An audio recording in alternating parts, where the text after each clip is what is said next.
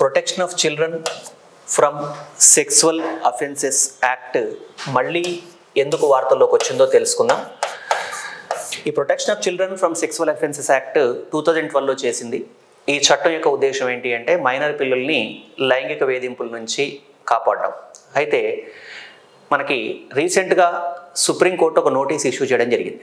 దీనికి సంబంధించి ఏంటి అసలు ఆ నోటీసు అంటే, ఒక మహిళ ఒక మైనర్ బాలుని లైంగికంగా వేధించిన సందర్భంలో ఆమె తరఫున వాదించినటువంటి లాయర్ ఆర్గ్యుమెంట్ ఏంటంటే, ఈ protection of children from sexual offences యాక్ట్లో మనకి జాగ్రత్తగా గమనించినట్లయితే దీంట్లో ఉన్నటువంటి సెక్షన్స్ కనుక గమనిస్తే సెక్షన్ 3లో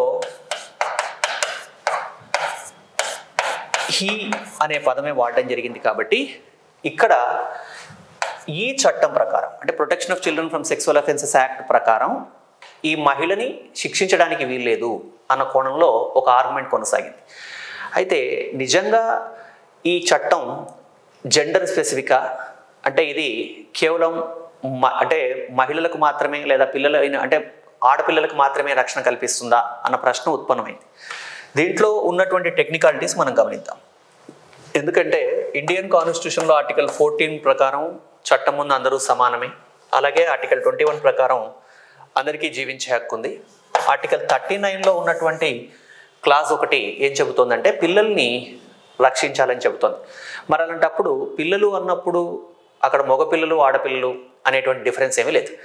మరి ఈ చట్టంలో హీ అనే పదం వాడినప్పుడు మహిళ ఒకవేళ గనుక లైంగికంగా ఒక బాలుని మైనర్ బాలుని వేధించినట్లయితే ఈ చట్టం ప్రకారం శిక్షించవచ్చా లేదా అన్నప్పుడు లాలో ఏంటి అంటే మనకి ఇలాంటి జెండర్ స్పెసిఫిక్గా ఒక పదం టెక్నికల్గా సాంకేతికంగా జెండర్ స్పెసిఫిక్గా ఉంది అన్నప్పుడు దానికి సంబంధించి ఏం చేయాలి అనే విషయాన్ని తెలియజేస్తూ మనకి జనరల్ క్లాజ్ యాక్ట్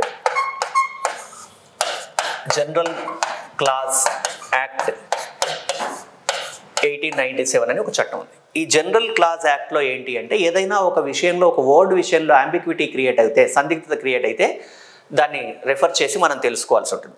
ఈ 1897లో చేసినటువంటి అంటే 1897లో చేసిన జనరల్ క్లాజ్ యాక్ట్ని రకరకాలుగా అమెండ్ చేశారు.